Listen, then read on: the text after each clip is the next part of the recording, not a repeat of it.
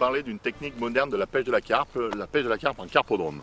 Pour ce faire, j'ai choisi 2 carpodromes de la région lyonnaise. Un au sud, l'étang des Saules, à Chuzelles, sur le département du 38. Et le deuxième, plus au nord de Lyon, le carpodrome de Beaulieu, à Civrieux-en-Dombes, dans le département du 01. Nous allons mettre en œuvre différentes techniques. La pêche à l'anglaise, la pêche à la canne et aussi la pêche à la franglaise. Parce que c'est une pêche qui s'adapte très bien à ce genre de poisson et à ce genre de milieu. Je pense qu'il va falloir que je change de ligne.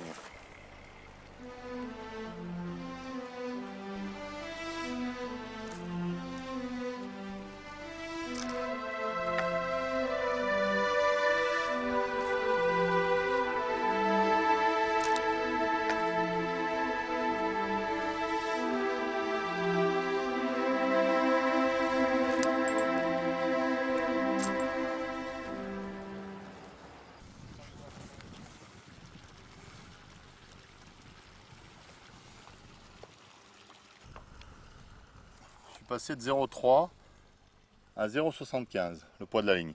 Tout simplement parce que le vent s'est levé, ma ligne en 0,3 draguait trop, elle se déplaçait trop, c'était pas assez stable. Donc j'ai changé complètement. Je sentais que ça allait pas, j'ai changé, j'ai mis 0,75 g et à la première passée, hop, une touche.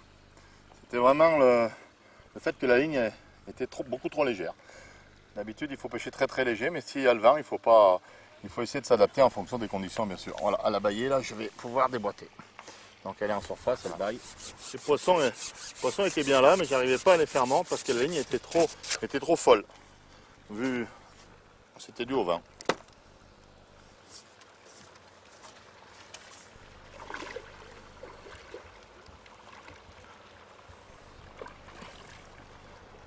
Voilà, un beau poisson bien dodu, un peu comme moi d'ailleurs. Voilà.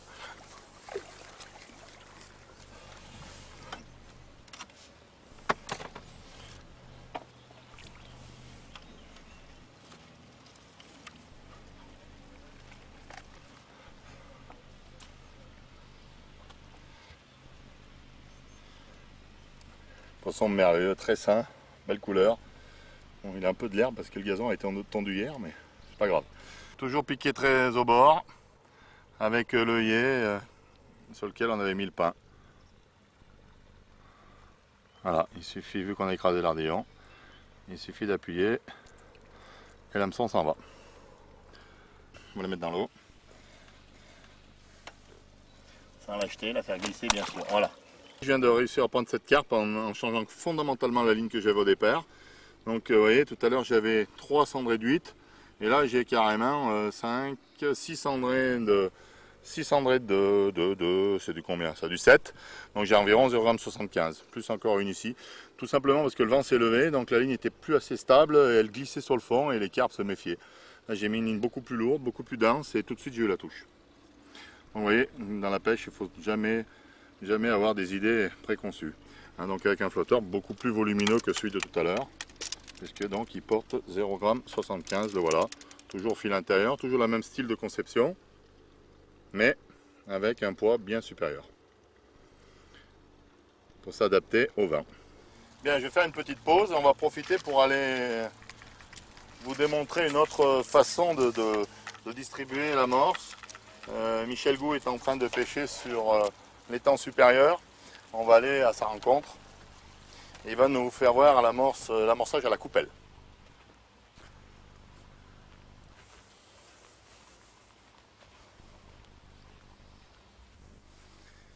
Bon alors Michel, tu t'es installé dans l'étang supérieur là, qui a des formes bizarres. Et tu pêches en bordure. Explique-moi un peu pourquoi tu as choisi ce poste. Pourquoi... Alors là, on va dire que le petit plan d'eau par rapport au grand est plus sauvage. Donc il y a beaucoup de possibilités de pêche. Et là j'ai fait un coup à 1 mètre de la bordure d'en face. Et puis j'ai fait un coup à la coupelle juste sur le bord. Sur la pointe là. C'est très souvent que les carpes viennent sur les bords pour essayer de glaner un ver de terre ou un insecte qui tombe. Et en général, c'est Et la très profondeur est suffisante, oui, tu as à peu près Oui, 80 oui. cm d'eau. Oui, oui, c'est très suffisant.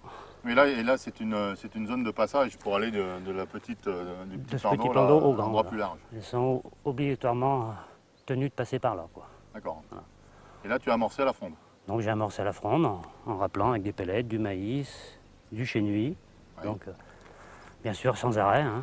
Faut très Ouais. peu, Comment on a fait en bas? Oh, je crois que tu as une touche. très peu à la fois. Ah. Non, c'était peut-être un petit gardon. Utilisez quoi comme ligne? Alors j'ai du 20 centièmes en fil, Ouais. parce qu'il y a des poissons assez gros ici. Un flotteur de 0,30 g Mhm. et un hameçon de 10. 110. Et là je pêche au maïs. Ouais. J'alterne maïs et pain. Ah oui. Donc comme il n'y a pas beaucoup d'eau, ils partent sur les côtés. Et D'accord. si on n'a pas du 20 centièmes, c'est assez difficile à C'est pour ça que bloquer. tu as utilisé aussi un élastique sur 4 bouts. Voilà, Comme exactement. j'ai fait de l'autre côté dans le grand Ouais. large. C'est la même ligne que toi. D'accord. Ouais. Là-bas tu as amorcé à la fronde pour Et faire du là-bas, j'ai bruit. Parce amorcé que... uniquement à la fronde. D'accord. Parce que je ne suis pas contre la bordure. Donc j'amorce à la fronde. Et le coup que j'ai fait ici sur le bord, là je l'ai fait à la, T'as une touche. à la coupelle. Bravo. Et voilà, comme quoi ça marche. Ça doit être un poisson qui fait, Il y a une grosse densité là. Hein. ouais, poisson de 2 ou 3 kilos peut-être. L'avantage d'ici, c'est que comme il n'y a pas beaucoup de fond, elles se bagarrent énormément, même les petites. Parce qu'elles ne peuvent pas sonder. Oui, la défense, c'est la fuite. Voilà, ce qu'il faut faire, c'est pas leur laisser prendre de vitesse. C'est pour ça que tu as mis un élastique sur 4 bouts. Sur aussi, 4 hein, brins, ouais. comme on a fait de l'autre côté. Si on leur laisse prendre de la vitesse, même un petit poisson, il peut casser la ligne.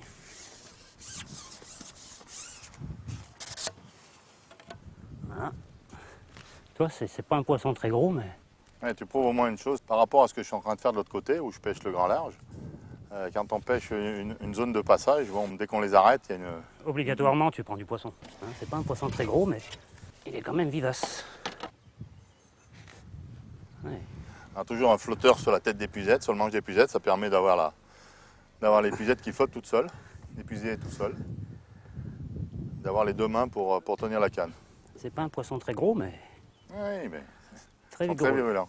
Il faut le faire monter un peu. Il va peut-être rentrer tout seul dans l'épuisette. Il y a de belles couleurs. Ouais. Et orange.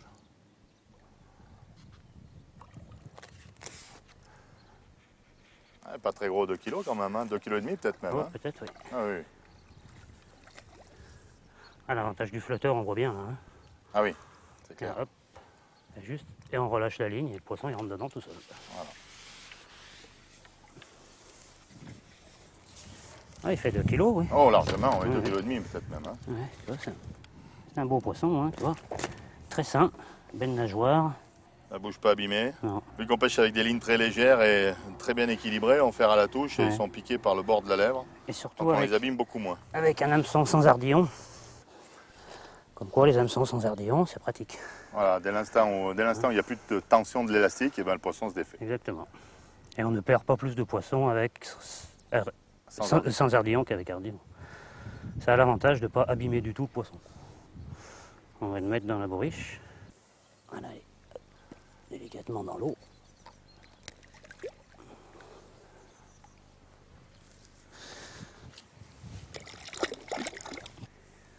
Bon alors tu vois, je viens de prendre une carpe en face et maintenant je vais aller sur le coup que j'ai fait à la coupelle. D'accord, la Déjà pointe. on va remettre une coupelle de petits pellets et je vais pêcher tout de suite derrière, voir si les poissons sont là. Voilà. Donc Allez. pour ça il faut que je change, bien sûr que je déboîte ma canne Je vais mettre la coupelle. pour mettre la coupelle. Donc on va mettre la ligne en attente. Avec une sonde.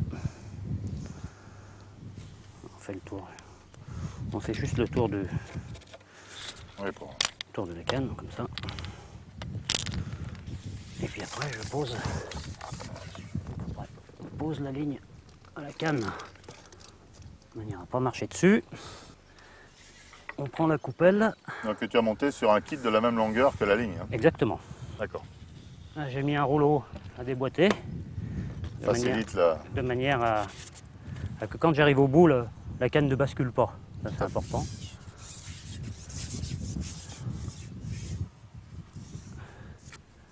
Voilà. Donc là, j'utilise des petits pellets Justement pour pas faire de bruit. qui se dissolvent beaucoup plus vite que les gros, hein, Et qui font pas de bruit. et qui font pas de bruit. Et également des graines de chêne vie, parce que tout le monde sait que les carpes adorent ça. Non, effrayant. Ok. Donc après, il suffit de remboîter la coupelle et de l'emmener tout doucement sur le coup que j'ai fait en bordure. Tu vas voir, c'est un coup qui est assez près du bord. Ouais, que tu as choisi parce que c'est une pointe qui Voilà. sépare une crique là derrière et c'est sûr que les carpes doivent Donc passer il là. faut surtout faire attention de ne pas taper la coupelle dans l'eau pour ne pas effrayer. Il faut y aller très doucement. Une fois qu'on est en place, on l'amène au ras de l'eau et on verse tout doucement. Et là, on peut remarquer qu'il n'y a aucun bruit. Donc même s'il y a une carpe qui est dessous, elle ne va pratiquement rien sentir. Je vais remettre encore une fois. Un petit peu de pellette, Et chêne vie. pellette et chêne vie. Oui, parce que là, on n'a pas besoin de densité pour les propulser avec Non. une fronde, puisqu'on les apporte. On les dépose. Non, on les dépose, donc là, on Donc peut ça- se permettre d'utiliser des tout petits. Ça pourrait être des graines encore plus légères que ça. Voilà. Ce genre de pellets à la fronde, c'est quasiment impossible. Surtout là, le vent se lève, donc qu'il y a du vent. on pourrait absolument pas.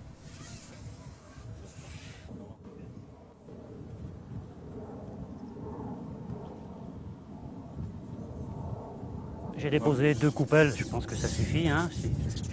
J'ai déjà un petit peu pêché tout à l'heure. Et là, je vais reprendre Directement. la ligne. Je vais reprendre la ligne. Donc là, on va prendre la ligne et on va voir si une carpe est venue sur le coup à la coupelle. On réagit à la coupelle. Voilà. On va enlever la sonde. Alors quand on sonde en bordure par exemple, il faut prendre une sonde très légère parce que s'il y a un poisson, il ne faut pas Toujours pareil, très discret. lui mettre la sonde sur la tête. Hein. Et tu peux utiliser la même ligne, tu as presque le même fond que le coup Alors d'en face. non, sur le coup en bordure, j'ai à peu près un flotteur de moins de fond. D'accord. Donc je vais enlever un Ce flotteur. Hein, à peu près. Donc je tire un peu, voilà, 10 cm de moins. à peu près. Je vais mettre 2 grains de maïs.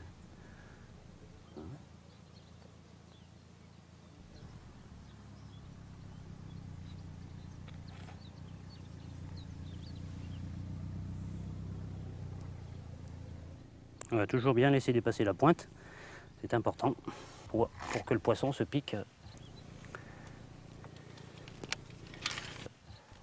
Ah, il y a un problème à la ligne.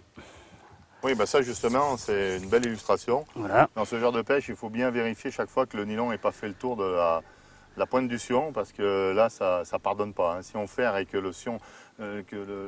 la ligne ait fait le tour du sion, l'élastique ne peut pas sortir, et là, c'est la casse assurée, soit de la ligne, soit de la canne. Donc là, belle illustration, sans le vouloir.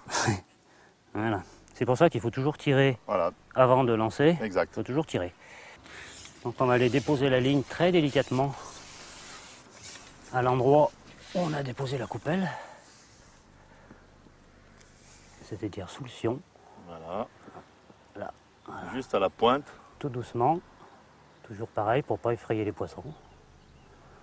Et là, on attend. Hop là, on n'a pas tardé de longtemps. Hein. Alors, C'est impressionnant. C'est peut-être un petit gardon. Eh non, c'est une carpe, tu vois. parles, ouais. Incroyable. Comme quoi, elles sont bien là. Hein. Quand on est très discret, ça marche très bien. Là, si j'avais mis, je pense, des pellets à la fronde, au bord, ou si j'étais allé en marchant déposer des èches, à mon avis, j'aurais pas pris de poisson encore.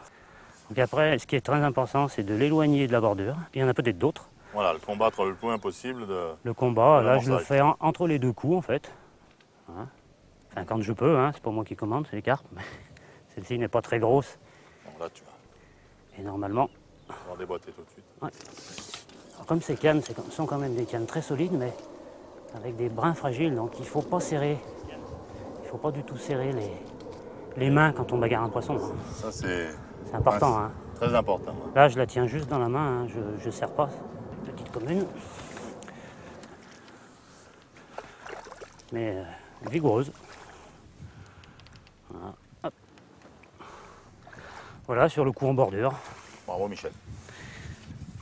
C'est toujours un grand plaisir de prendre un poisson comme ça au bord. Ouais. Et je pense que quand on aborde un plan d'eau comme celui-ci, On a trop tendance souvent à vouloir pêcher loin, alors qu'il faut bien regarder autour de nous déjà ce qui se passe. Très souvent qu'on voit des carpes qui fouillent la bordure. Oui, mais d'une manière générale, ces poissons, Ouais. les poissons sont très souvent dans les bordures. Hein, parce que c'est des zones de passage et des zones de tenue de la nourriture. Simplement, il y a des, quand il pleut, des vers de terre qui tombent, des insectes. Et... Voilà, c'est une belle... Un petit kilo. Un petit kilo, une belle commune, qui apparemment aime bien les petits palettes et les chenilles. Voilà ce que peut être une pêche de bordure.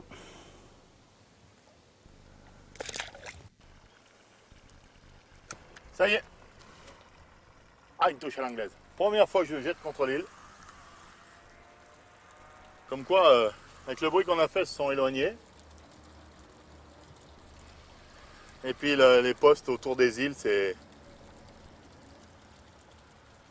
J'ai tenté de jeter 2 godets de pellets. J'ai pris des pellets un peu plus lourds pour aller jusque là-bas. Et en réalité, je ne suis pas arrivé jusqu'à l'île. Et malgré ça, ce sont des postes de tenue. Oh, elle n'est pas grosse, mais...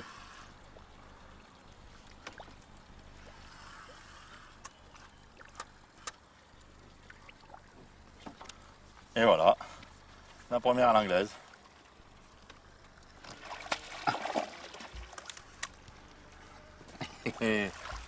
Ah, je suis très content. J'ai commencé à me demander ce qui se passait là en bordure. Je suis parti là-bas, contre l'île, un petit carpeau, 1,5 kg, avec un bouquet d'asticots. C'est sûr que c'est difficile de jeter un maïs.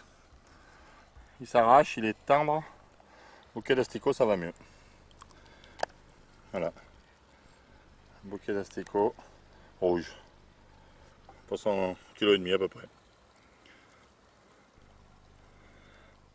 Eh ben, il y en a peut-être d'autres.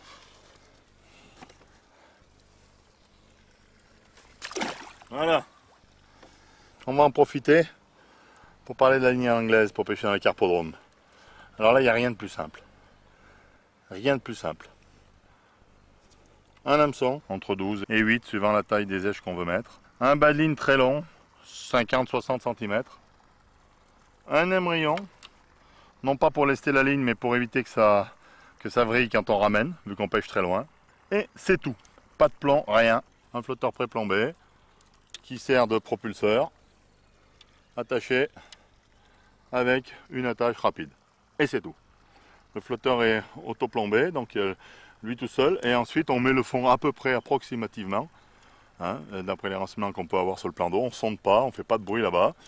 Et bon là j'ai mis, sachant qu'à la canne j'avais 1,80 m pour ne pas prendre de risque, j'ai mis 2 mètres. Comme ça je suis sûr que je suis posé par terre. Voilà. Et on pose là-bas et on jette là-bas. Et on pose sur le fond très souple, puisqu'on n'a pas de plomb. Et voilà, premier jeté, une touche. Premier jeté un poisson contre l'île. Il n'y a pas de raison que je change. Donc je remets 5-6 asticots, bien virulents, sur un petit hameçon de 12. Voilà, ça fait une boule qui bouge bien. Ça se jette bien, vu qu'il n'y a aucun plomb sur la ligne. Et on peut comme ça être très précis. Et on jette le plus près possible de l'île. Bon, le même mouvement que partout ailleurs. Hop, et hop. Voilà, très sensible, un petit bout d'antenne qui sort. Seulement, ça devrait suffire.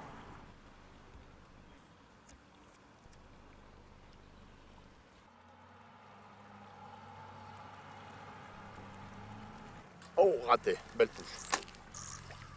Regarde un peu pourquoi. J'avais pas de touche. Regarde, tout dévoré. Plus rien au bout. Alors le jeu est très simple là. Hein. On n'a pas forcément la possibilité d'amorcer d'une façon précise. Donc le truc c'est de passer le plus près possible de l'île parce qu'on est persuadé qu'elles font le tour très près de la berge. Donc il faut tomber le plus près possible de la berge sans, bien sûr, tomber dans l'herbe, évident.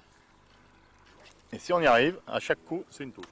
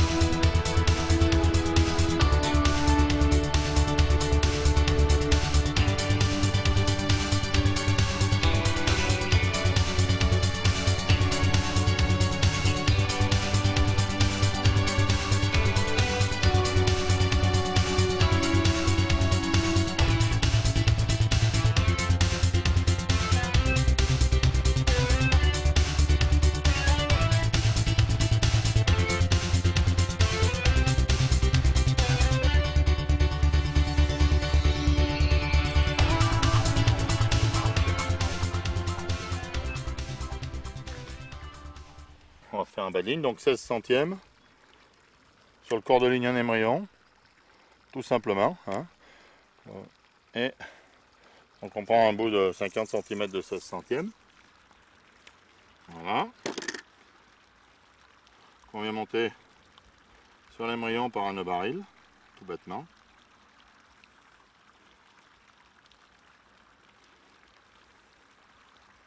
Voilà. 7 tours, 50 cm à peu près. Et un hameçon de 12. Hameçon très fort de fer pour pêcher la carpe. À cette distance-là, c'est très difficile de mettre autre chose que des asticots. Le pain ne tiendrait pas et le maïs guère plus. Donc on va mettre un bouquet d'asticots. C'est un hameçon de 12, un bouquet d'asticots. Je vous rappelle que les hameçons, c'est plus en relation avec les èches que l'on met au bout plutôt qu'avec les poissons que l'on pêche. On peut très bien pêcher des carpes avec des hameçons de 14 si on pêche avec que 2 asticots. Et ces mêmes carpes là, si on pêche avec un gros bout de pain, on va mettre un hameçon de 8 par exemple. Voilà, là aussi 7 tours, c'est à peu près ce qu'il faut. On repasse et voilà. Donc la ligne à l'anglaise est montée. On ne peut plus simplement. Un hameçon de 12, 50 cm de 16, un émerillon pour éviter que ça vrille tout quand je ramène, et un corps de ligne en 18 centièmes. Voilà. Et le fond, on sait approximativement qu'il y a 1,50 m de fond, on met 1,80 m et tout ça pose par terre.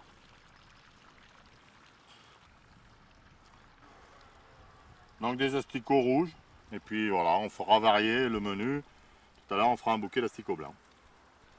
Alors le but du jeu étant d'aller le plus près possible de la pointe de l'île. À cette distance-là, c'est difficile de pêcher à l'agrainage. À l'extrême limite, on pourrait faire un petit peu d'amorce, mais je préfère dans un premier temps essayer de pêcher de façon naturelle, parce que les poissons sont de toute façon, dans n'importe quel étang, une île, les carpes font le tour. Donc on va essayer de voir si on en a déjà pris une. On va voir si on peut en prendre d'autres avant éventuellement de mettre quelques boules d'amorce. Ça y est. Oh, c'est un gardon. Non. Une tanche. Non. Ah non. C'est bien une carpe. Bon, d'accord, elle est petite. Enfin, c'est une carpe. Voilà.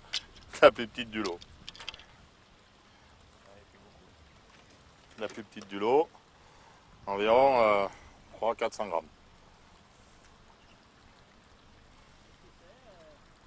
Une petite carpe. Voilà, elle va aller rejoindre ses copines. Alors un mouvement très ample. Voilà. On noie un peu la bannière. Tu vois, le vent il va dans le mauvais sens. On n'y arrivera pas à pêcher comme il faut.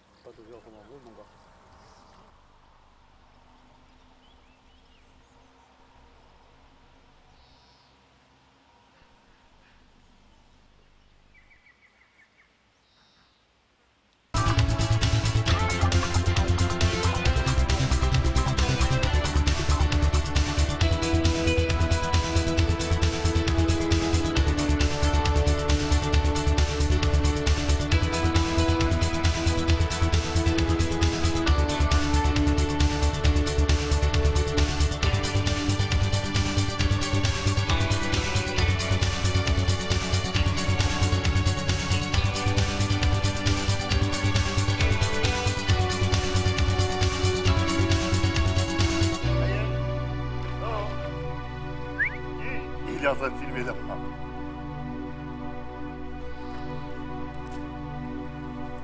Ça y est.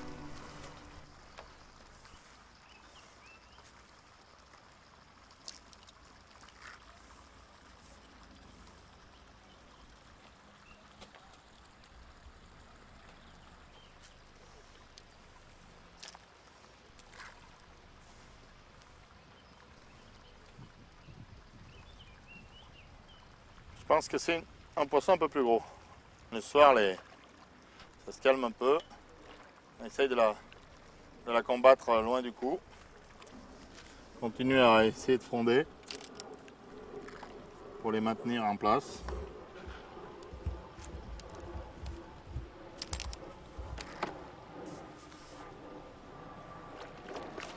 Ah ouais, c'est pas si gros que ça, mais elles se battent bien.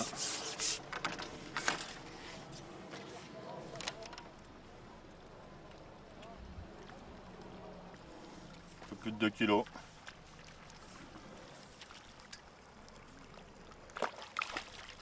Et voilà.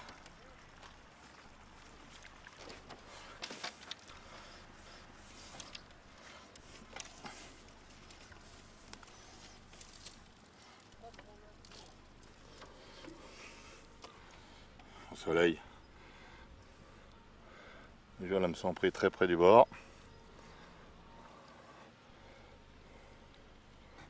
Je n'arrive pas à intervenir juste avec la main.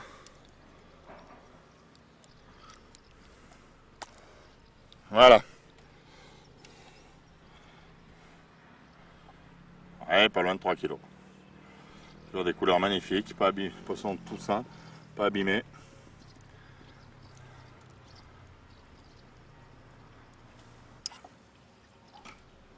Et voilà. Voilà, j'ai bien fait de reprendre la canne. Là, le vent s'est levé, il me tirait sur la bannière. Vu que à l'anglaise, on voulait pêcher très près de l'île, on n'a pas la possibilité de noyer la bannière, sinon on s'en éloigne. Et la bannière était prise par le vent, ça pêchait plus. J'ai repris la canne et les poissons sont toujours sur le coup. Ce poisson en est la preuve. Alors je vais continuer un petit peu à la canne. Et si le vent se recalme, je retournerai à l'anglaise. On peut très bien, pendant le courant de la journée, entretenir 2 coups. Ça a été impressionnant. Hein. Je continue à fronder pendant que je pêche à l'anglaise. Je continue à entretenir le coup de bordure. Et à peine je suis retourné, ouf.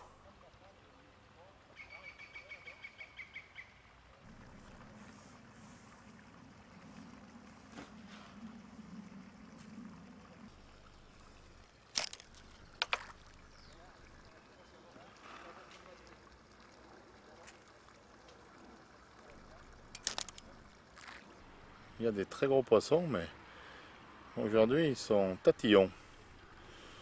On a pris beaucoup, mais pas des gros.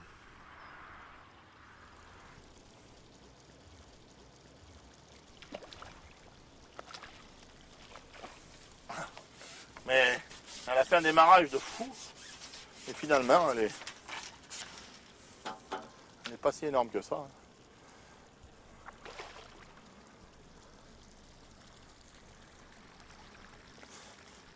Toute calibrée, encore 3 kilos.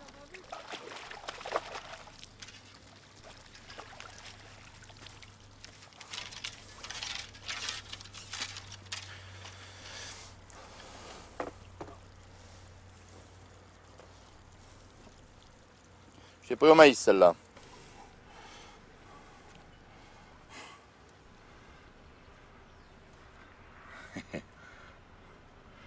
Poisson magnifique à la canne. Allez, hop, dans la bouche. Oh, aïe aïe aïe, ce qu'il ne faut pas faire. J'espère qu'on l'aura pas abîmé, mais elle est repartie plus vite que prévu.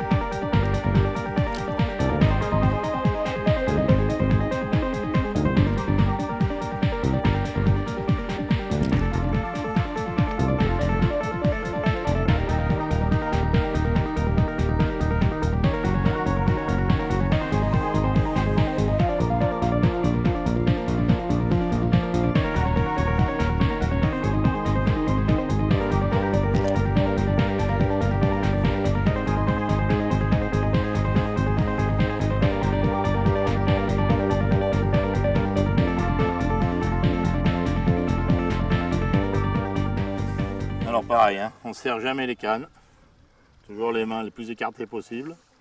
Une canne en traction comme ça, elle s'ovalise et si on serre, on risque de la casser. Donc toujours juste en tension. Oh, oui.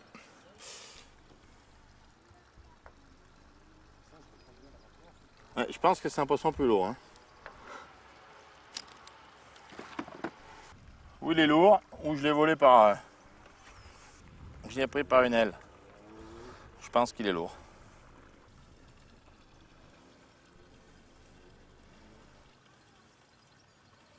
Je l'ai volé.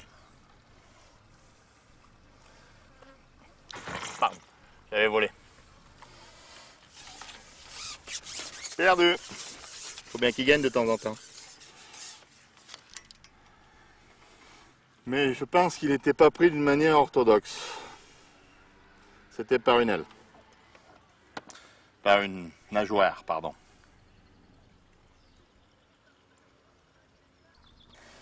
La régularité de l'amorçage. Point fini. Celle-là, elle est par la bouche, mais elle n'est pas énorme. Elle se bat comme une... On voit tout de suite, hein, une grosse, elle tient le fond, boum, boum, boum, très lourd sur le fond. Une petite, elle part dans tous les sens, toute folle, tire très fort et puis elle se fatigue vite.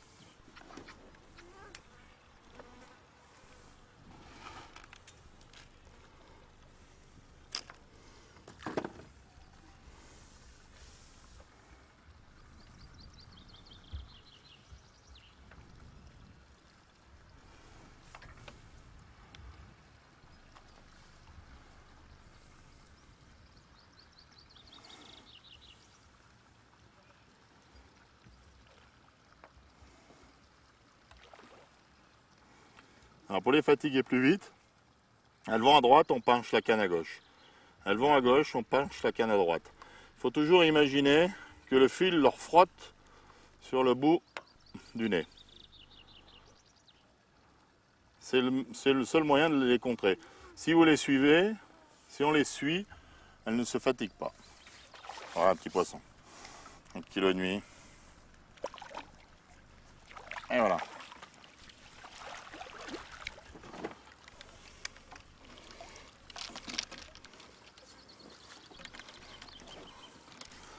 Voilà.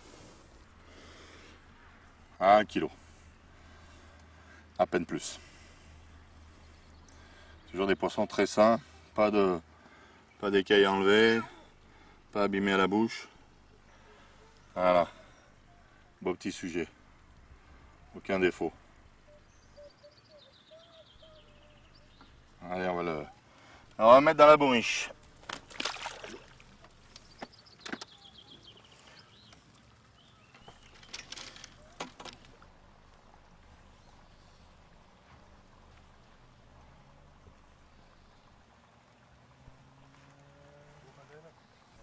Une touche au pain, c'est plus joli. Le pain, elle ne le lâche pas. C'est moins violent, c'est plus, t'as vu, tout. Me paraît un peu plus lourde. Je me trompe peut-être.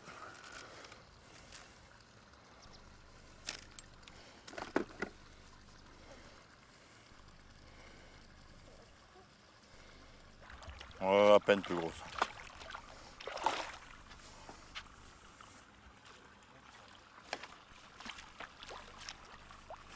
Elles sont belles quand elles sont comme ça. Le fil s'est pris dans la nageoire. Ça lui fait tendre les nageoires. Et un peu plus gros. Peut-être 3 kg.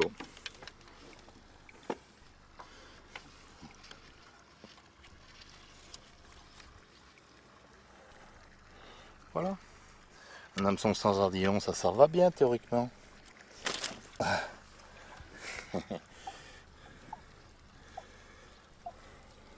Toute nageoire ouverte. Elle est en colère. Super poisson.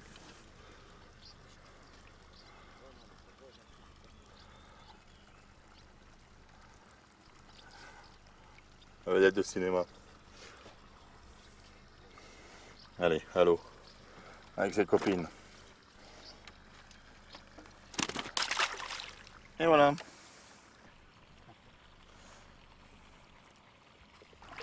Il est bien.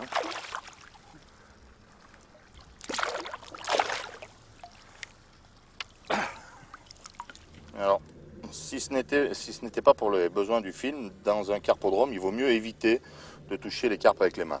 Vous lui enlevez le mucus et vous risquez de lui faire prendre de la mousse, des furoncles, des choses comme ça. Donc on la dégorge facilement, puisque je vous rappelle qu'on a un hameçon sans ardillon. Et ensuite, tout simplement, on prend le filet de l'épuisette et on le retourne dans la bourriche. Ce qui fait qu'il n'y a pas du tout de manipulation. Et voilà. Et la carpe, théoriquement, glisse toute seule. Sauf quand elle s'est un peu prise par là. Voilà. Donc on ne l'a pas touché. Et on ne lui a pas enlevé le mucus. Donc on ne lui a pas enlevé ses défenses naturelles. Voilà une belle pêche. Environ 50 ou 55 kg de poisson. Qu'on va remettre délicatement à l'eau. Pour pouvoir les reprendre la prochaine fois. J'ai des carpes bien en forme. Je les fais glisser petit à petit.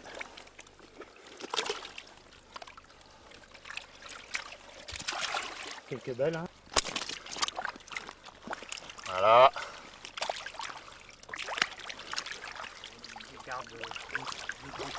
Entre 1,5 kg pour les plus petites et 3,5 kg pour la plus grosse. Voilà, belle pêche. À peu près 50 kg.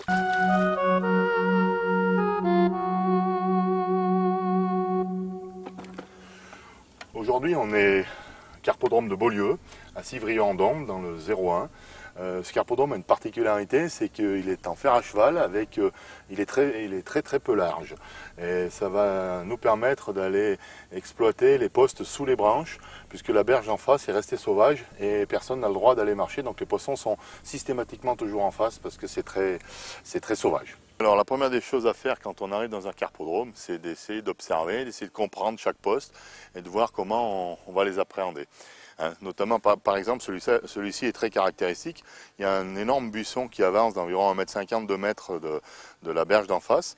Il est quasi évident que les carpes sont là-dessous. Soit pour atteindre des petites chenilles, des moucherons, des choses qui tombent de l'arbre, soit tout simplement pour se mettre au frais et à l'abri. Elles se sentent à l'abri là-dessous. Donc ce poste-là, par exemple, on va l'appréhender inévitablement à l'anglaise, puisque ça fait environ 25 mètres de long, de large, et à l'anglaise, le plus près possible des buissons. Voilà un autre poste qui me paraît très caractéristique, que je pêcherai très volontiers. Là, il se décomposerait en deux. Je commencerai par faire un coup de bordure sous ces buissons, sous ces joncs qui avancent là, de ce côté de la berge.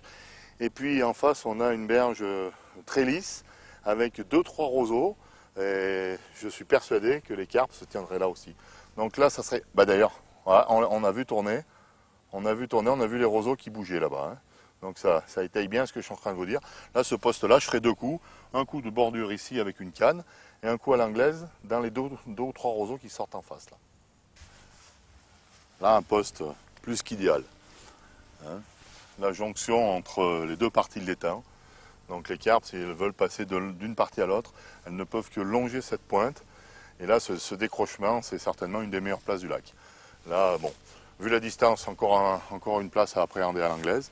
Hein, juste à la pointe, la jonction entre les deux parties du lac, du plan d'eau. On pourra bien sûr, en plus, compléter le coup en faisant certainement un petit coup en bordure, juste sous les roseaux, puisque l'invitation est assez fournie. Oui, finalement, le poste dont on vient de parler, il y a deux façons de l'appréhender. De là-bas, c'est très large. Ça reste toujours le même poste, la jonction entre deux parties du plan d'eau, donc cette pointe-là. Donc de là-bas, il faudrait l'appréhender à l'anglaise, c'est très large. Par contre, d'ici, on peut peut-être y arriver avec une télescopique et un petit waggler, la méthode franglaise. Et je pense que c'est, je confirme, je suis persuadé que c'est l'un des meilleurs postes du plan d'eau. Oh, là, je pense qu'il y a un super poste, un double poste même, je dirais. Un énorme buisson du côté où on peut pêcher, qui fait au moins 10 mètres de long, donc personne ne peut approcher cette berge. Là, c'est un coin parfait, on ne peut plus parfait. Là, ce poste-là, c'est clair, il parle de lui-même. Un arbre qui avance de 5 à 6 mètres dans l'eau, de ce côté-là. Donc là, on va pêcher à la canne, juste au bout des arbres. Et bon, même réflexion que sur le poste qui était en face tout à l'heure. Il est évident que les carpes sont à l'abri là-dessous, soit pour atteindre des choses qui tombent de l'arbre au niveau de la nourriture, soit pour se mettre au frais, soit pour fuir d'éventuels troubles, des bruits extérieurs. Donc là, c'est évident que ce poste-là, il faudra l'appréhender là à 7-8 mètres du bord, juste au bout de cet arbre. Et puis partir en face, sous aussi un buisson énorme, à une vingtaine de mètres du bord, à l'anglaise. Ça, c'est un poste double qui me semble très très sympathique. Alors là, encore un poste plus que marqué, hein. Alors, le passage entre deux parties du plan d'eau, hein, et qui plus est, sur cette pointe, un énorme arbre qui avance. Donc là, c'est un passage obligé pour les carpes, hein. Donc un coup là-bas, soit à la franglaise, soit avec une toute petite anglaise, et puis carrément un coup en plein milieu là, en plein milieu du chenal qui relie les deux parties de l'étang à la canne. Ça me paraît idéal. Alors là, bon, un poste qui fera certainement peur à certains, mais qui me traumatiserait pas. Ce qu'on appelle un cul d'étang, hein. Donc bon, les poissons en principe prennent pas trop de risques à venir s'enfermer là. Mais là, on a une telle végétation en face. On peut voir d'ailleurs que quand le niveau est plus haut, l'eau a laissé des traces sur les herbes. Quand le niveau est plus haut, la végétation est carrément dans l'eau, hein. Bien que ce soit un cul d'étang, je pense que ça sera un très très bon poste, hein, appréhendé à l'anglaise vu la distance.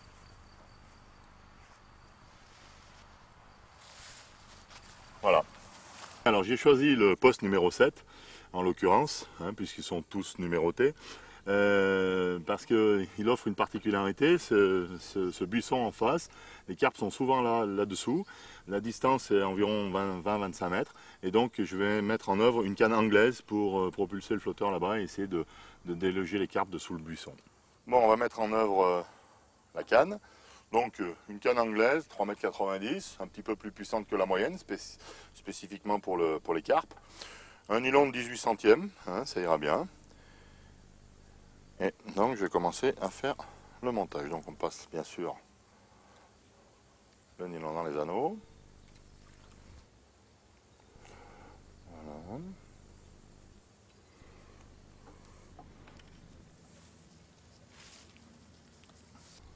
Et voilà. Donc le nylon est passé. Maintenant il va me rester à aller chercher une attache. Parce que c'est un montage anglais on ne peut plus simple. Une attache, un flotteur pré-plombé, un émoillon. C'est tout. Voilà, donc une attache rapide, hein, deux silicones et une attache par elle-même avec une agrafe sur laquelle on va venir fixer le flotteur. Donc on commence par enfiler les silicones.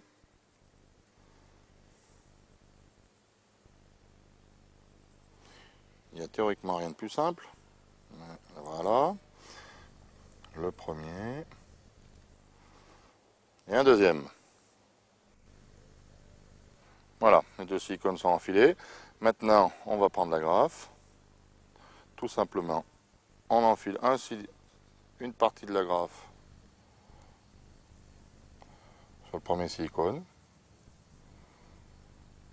Quand on aura réglé le fond, on fera un tour ici pour que le flotteur ne bouge plus. Et on enfile le deuxième silicone. Et voilà. Le flotteur, lui, on va l'attacher ici. Bien, maintenant, il suffit d'aller prendre un flotteur. Bon, là, une vingtaine de mètres. Pour l'instant, il n'y a pas beaucoup de vent. Mais bon, pour être stable, on va quand même utiliser un flotteur de 6 grammes. Avec pas du tout de plomb sur la ligne, hein. C'est-à-dire qu'il est lui-même équilibré avec l'agrafe. Donc voilà, on vient chercher l'agrafe. On la referme, bien évidemment, pour ne pas le perdre, hein. Donc cette agrafe, ça va éviter de vriller la ligne parce que le flotteur peut tourner sur sa base par rapport à cet émoillon. Et aussi, il est très très souple, ce qui va nous permettre de lancer un petit peu plus loin, puisqu'il est très souple le long de la ligne. Voilà. Donc vous voyez, un montage on ne peut plus simple. Voilà. Tout à fait bien, puisqu'on va juste rajouter un émoillon pour éviter le vrillage, et ça va nous équilibrer le flotteur juste comme il faut. Un émerillon rolling numéro 20, relié à la ligne avec un nœud baril classique. Et ça sera le seul plombage de la ligne. Donc on va pêcher très très souple. Alors, il me reste à faire un bas de ligne, environ 30-35 cm. Les poissons ici ne sont pas énormes, donc on va utiliser un 16 centièmes. Les poissons entre 1 et 5 kg, ça ira très bien. Voilà, donc un bout de... On peut avoir les bas de ligne faits à l'avance, bien sûr, mais bon, c'est pas tellement ma tasse de thé. Donc un bout de une trentaine de centimètres de 16 centièmes, sur lequel on va monter un hameçon de 12.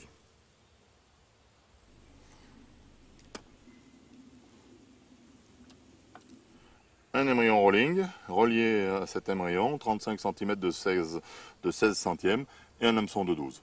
Un hameçon de 12, toujours pareil, sur lequel on a préalablement écrasé l'ardillon. Voilà. Alors pour régler ce fond, on défait une des bagues, c'est toujours celle vers le haut.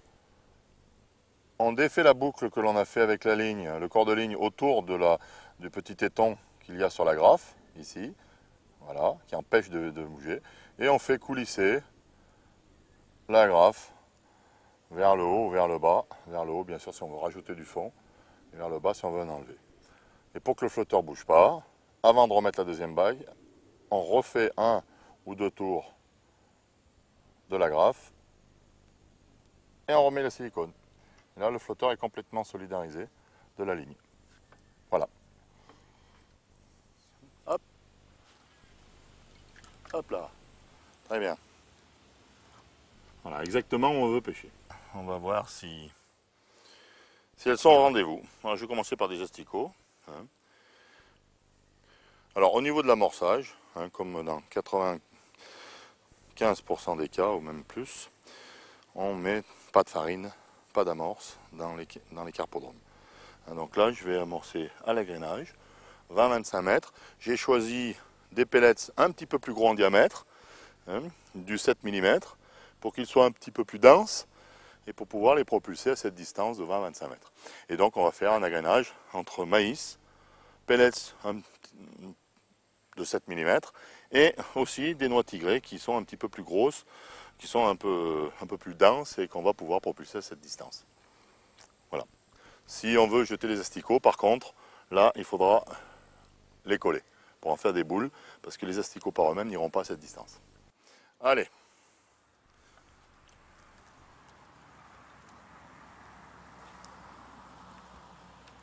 Voilà. On pose la canne sur le support et on va commencer l'agrénage. Ça fait quand même une distance, hein, il faut tirer sur les élastiques.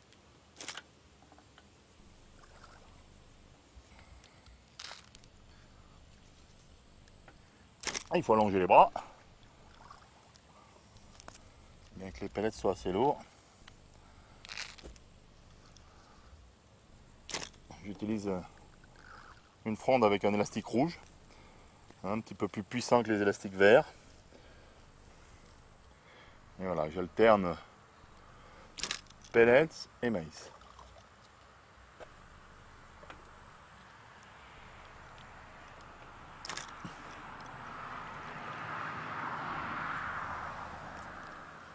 Voilà. Alors au début des godets un peu chargés, hein, et puis après, tout au long de la pêche, un peu moins.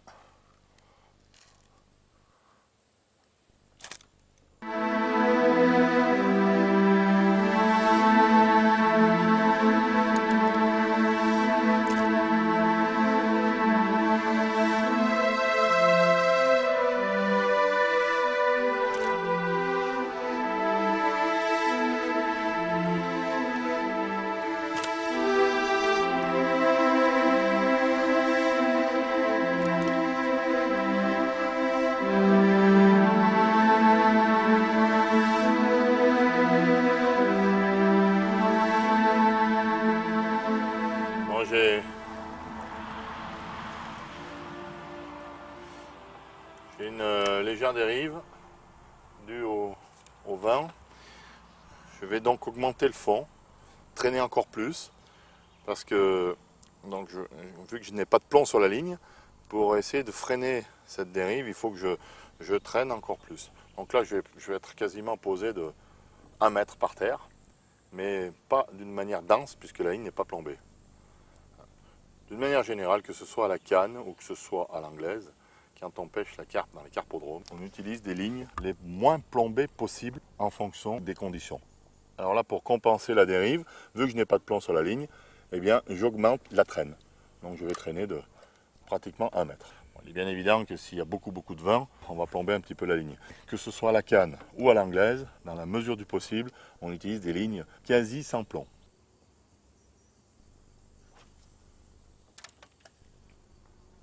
Très près de la berge, les carpes ont tendance à longer le bord et à sortir de sous le bosquet. Ce qu'il y a de mieux à faire, c'est un amorçage en retrait. Le poisson, par définition, longe la berge. Donc pour qu'on ait une zone de pêche correcte, on ne va pas aller leur donner à manger là où elles sont. On va amorcer un petit peu en retrait. Comme ça, elles auront tendance à naviguer entre leurs postes de tenue, le long de la berge, et l'amorçage qu'on fait. Et ça va nous permettre de pêcher entre les deux. Voilà, comme ça.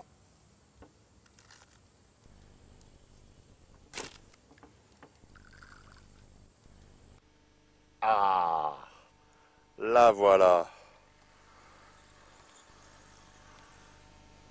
Ah voilà. Ouais, ça doit être une carpe. Oui. Elle est venue. Elle a traversé facilement. Oh, elle n'est pas énorme. Un asticot, un bouquet d'asticots. Ah voilà. Hé hé. Ça fait plaisir, parce que là, quand même, ce matin, elles étaient pénibles. Hein. On les a attendues un moment. Hein. Voilà. Beau petit carpeau. Un petit kilo. Non, un bon kilo, on va dire. Quand on les attend longtemps, ils nous font plus plaisir que les autres. Hein. Des couleurs magnifiques. Un peu maigre. Bien pris par le bord avec le bouquet d'asticots. J'ai mis 7 ou 8 asticots. Et elle est bien prise par le bord. Voilà. Une autre.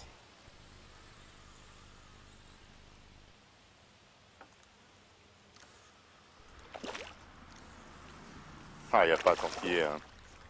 Pêcher des carpes avec du matériel léger, que ce soit à la canne ou au cou ou à la canne anglaise, c'est quand même plus jouissif que de les pêcher avec des... Même pour les petits poissons. Oh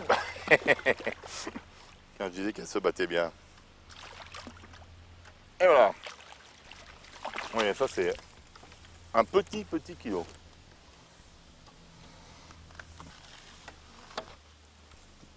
Même pas.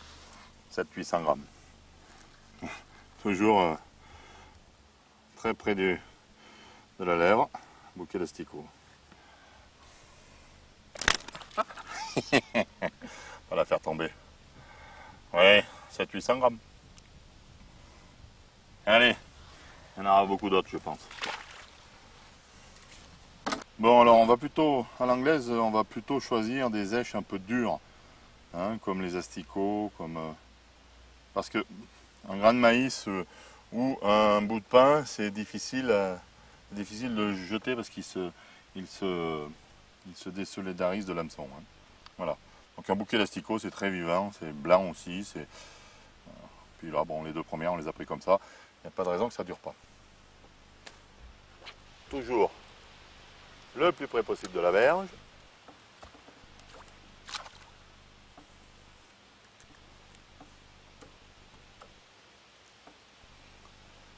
Il faut contrer le vent pour rester précis.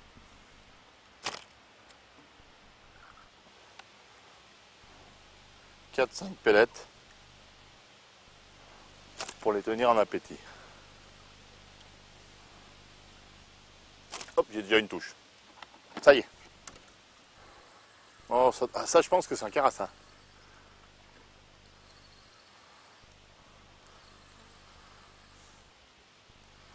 Ah non. Alors là, vraiment une petite carpe. Vraiment un tout petit carpeau. 500 grammes. maximum. Bien noir. Un bébé carpe.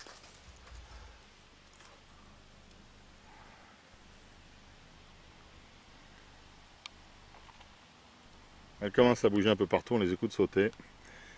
Voilà. Une carpette. Allez, on va rejoindre ses grandes sœurs. Ça commence à faire quelques prises, il y aura peut-être une bourriche sympathique ce soir. Hein. On a eu peur au début, comme quoi il ne faut pas désespérer. Même dans les carpodromes, quelquefois, pour des raisons souvent étranges. Ben, ce matin, ils avaient un peu la bouche cousue. Un maïs et puis 2 asticots. Disons que les 2 asticots vont nous permettre de tenir un petit peu le maïs. Hein. J'ai choisi un grain un peu plus dur que la moyenne. Comme ça, j'espère que je pourrai jeter sans qu'il se défasse.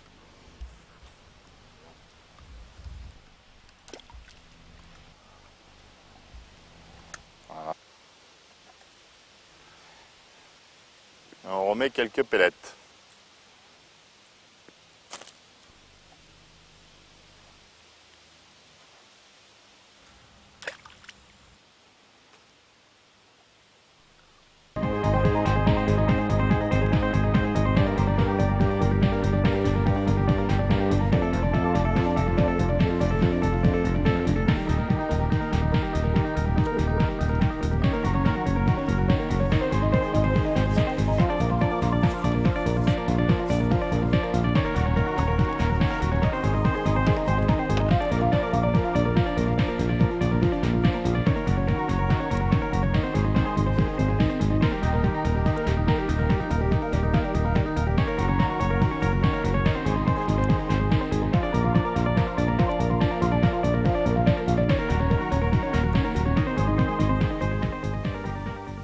Alors Patrick du Sud, qui est gestionnaire de ce plan d'eau, créateur même de ce plan d'eau, a choisi une autre technique de pêche.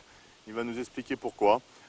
Alors tu pêches à la franglaise. Alors Gérard, la franglaise, comme tu le sais, il y a une quinzaine d'années, elle a été créée quand on a limité la longueur des cannes. Ça nous permet simplement d'avoir avec... Ah, excuse-moi. Oh, belle touche. Désolé. Très bien. Un petit carassin. C'est un carassin. Bon, illustration parfaite. On va pouvoir le monter au tablier celui-là. Hop. Tu pêches en combien de centièmes? Eh bien, ça doit être du 16 en corps de ligne et du 14 en bas de ligne. Avec un hameçon de 12 et 3 asticots dessus. Okay. Donc la franglaise ici, comme on peut le voir, on a un arbre en face, donc un bon poste à carpe. Alors on a 2 solutions. Ou la grande canne, mais c'est un peu lourd. Avec la ficelle de l'autre côté, c'est un peu juste. Oui, qu'avec une canne un peu souple, comme celle-ci. Alors, il y a des modèles télescopiques qui existent. Celle-ci, c'est une canne à emboîtement quand même, mais qui a la particularité d'être souple et solide. Donc, elle va nous permettre de propulser facilement un flotteur relativement léger, puisque ici, c'est un flotteur d'1,5 g. Très bien. Et après, le montage ressemble un peu au montage en anglaise, hein, tout simplement, puisque ici, il faut un maximum de discrétion. Donc le fait qu'on ait autant de fils que de cannes, ça va nous permettre de poser le flotteur sans avoir ni l'ombre de la canne, ni éventuellement, comme on va noyer la bannière, le problème de la canne dans l'eau, ça va être moins gênant puisqu'on va se situer loin du poste.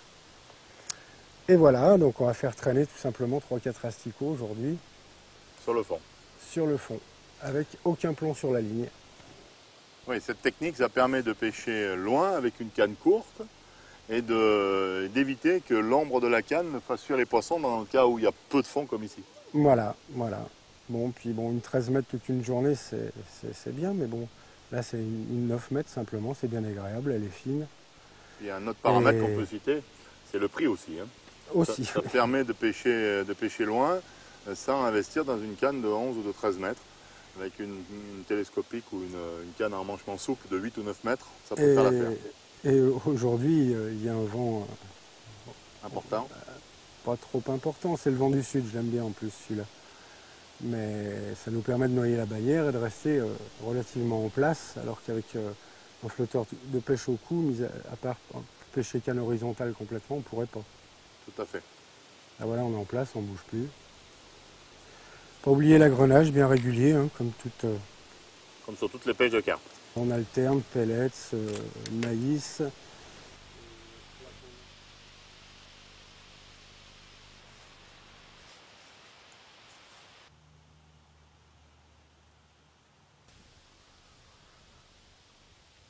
Là, bien, beau combat.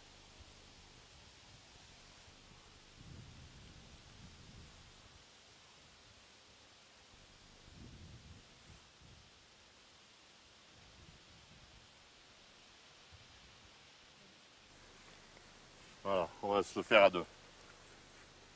D'ailleurs, dans la mesure du possible, quand on est dans un carpodrome, si on peut pêcher à deux, c'est pas plus mal. Ça évite que l'on ferme l'angle de la canne, que l'on ferme l'angle que fait la canne avec la ligne.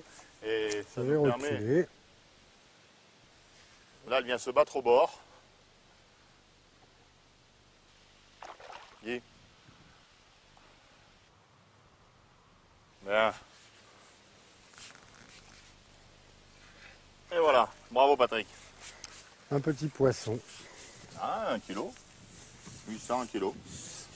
Je te laisse le soin de la défaire. Petite miroir. Ils sont très sains les poissons. Hein. Oui, poisson des Dombes. Je l'ai toujours pris par le bout des lèvres. La queue un peu rouge, celle-ci. Ouais, ça fait 800 grammes. Ouais. 800 grammes. Ça va jusqu'à 14 kg pourtant dans ce plan d'eau. Bien, bah, puisque tu viens de prendre cette carpe avec la ligne est là, profites-en pour me faire voir un peu comment tu l'as faite. Bien sûr, bah c'est très simple. Donc on va commencer par le bas. Oui. Ici donc c'est un hameçon de 12. Ouais. Assez court, puisque pour pêcher à la graine ou à l'asticot, avec une pointe rentrante comme ça, c'est parfait pour pêcher la carpe. Tout à fait. On a un bas de ligne qui fait une trentaine de centimètres, Oui. qui doit être en 14 centièmes. Mhm. Et ici, nous sommes reliés boucle dans boucle avec le corps de ligne. Oui, tu n'as pas besoin d'aimerillon parce que là, il n'y a pas de notion de moulinet, donc ça brille pas. Voilà, on ramène comme à la canne, donc pas de souci, aucun vrillage. Bien. Ça permet de changer le bas de ligne en plus de temps en temps si après quelques prises, puisque vous voyez là c'est les dorsales des carpes qui donnent certainement le nylon légèrement blessé. Donc le prochain poisson on le changera. Alors si on remonte, donc ici le but du jeu c'est de faire traîner l'âge sur le fond. Donc vous voyez grosso modo aujourd'hui à 1m30, 1m40 ici. Oui. Et là toujours pour un besoin de discrétion, on utilise un flotteur transparent. Cristal, voilà. Très plombé, qui va être fixé simplement sur une agrafe anglaise pour beaucoup plus de souplesse, comme vous pouvez le voir. Et au point de vue fixation, on se contente de 3 petits plombs. Ici c'est le numéro 6, donc ça représente à peu près 0,30 grammes. Et là, le flotteur est équilibré parfaitement. Il ne restera que ça à la surface de l'eau, comme vous avez pu le voir. Voilà, donc grande souplesse de la ligne. Absolument aucun plomb sur la ligne. Aucun plomb sur la ligne, ça ne peut pas être plus discret. Voilà, on revient à ce qu'on voyait pour la pêche de la carpe, que ce soit à la canne au cou, que ce soit à l'anglaise, que ce soit maintenant à la franglaise. De toute façon, on pêche toujours très léger. Et là, on ne peut plus léger parce qu'il n'y a carrément pas de plomb du tout. Voilà. Ok. Allez, on en reprend une. J'espère, même plus.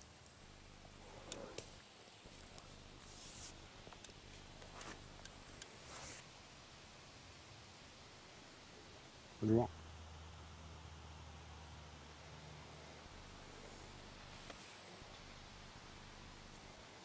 Au départ, tu n'as pas du tout amorcé non plus. Hein. Simplement l'agrénage. Un agrénage un peu plus important. Mais après, le but du jeu c'est de les tenir, mais quand même pas les gaver. Hein, donc peu, mais souvent. Voilà.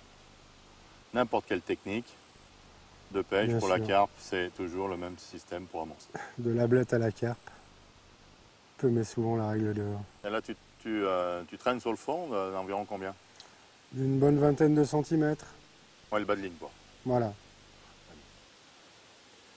Et là, on peut constater que malgré le vent, le flotteur reste bien en place. C'est exactement le même principe qu'à l'anglaise, vu que la bannière est noyée. Voilà. Voilà. Très efficace. Le fait qu'il dérive légèrement, c'est pas vraiment gênant pour le carassin, hein, qui va prendre justement une neige qui lui échappe. Ça arrive, on arrive à provoquer les touches un peu comme ça en provoquant cette dérive. Mais bon, Voilà. c'est vrai que pour la carpe, vaut mieux que ce soit immobile. Carpe.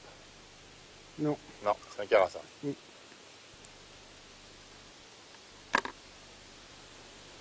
Vraiment très efficace, hein. Belle pêche.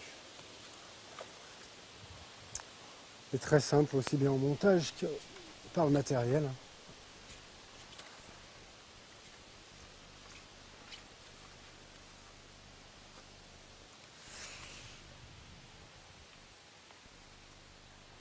Et voilà.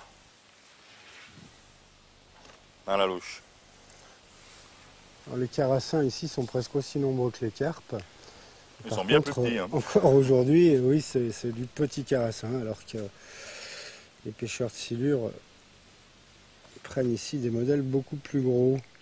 Si on a eu un carassin de 2 kg quand même qui a été pris. Bien, et cette ligne, tu la relis à la canne, malgré que ce soit une canne très souple, tu as quand même mis un élastique.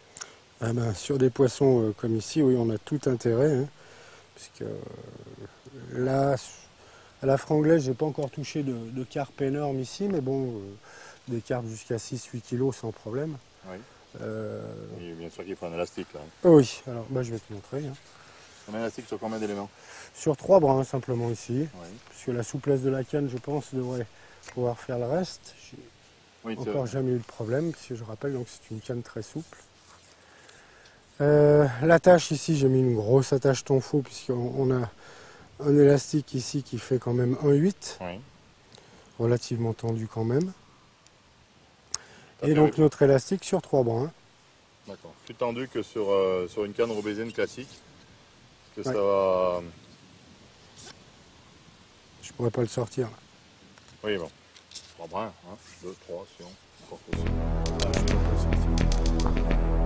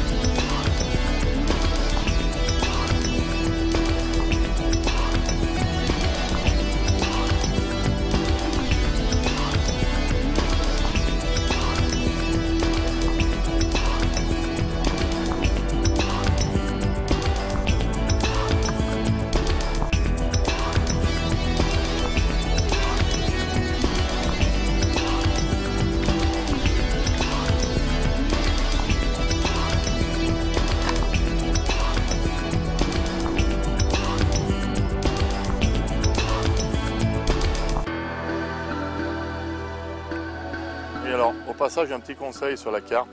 On pêche relativement fin là, quand même. Donc plutôt que d'utiliser le frein, eh ben, on enlève l'anti-retour. Et pour donner, si le poisson tire très fort, on peut lui donner du fil, on tourne le moulinet à l'envers. Voilà. On est beaucoup mieux en contact avec le poisson, on le fatigue beaucoup plus vite. Et on évite de vriller les nylons. Oh, elle n'est pas énorme, mais elle se bat bien. Hein. Voilà. Alors bien sûr, pour mettre à l'épuisette, dès l'instant où on n'a pas d'anti-retour, si on lâche, ça part à l'arrière. Hein. Donc là, dans ce cas-là, il faut bloquer avec le petit doigt. C'est le petit doigt qui sert d'anti-retour. Un petit carpeau.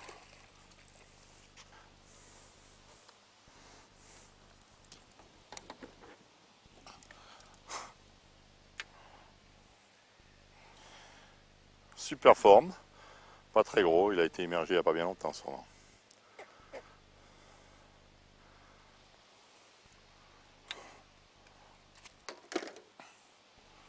Voilà.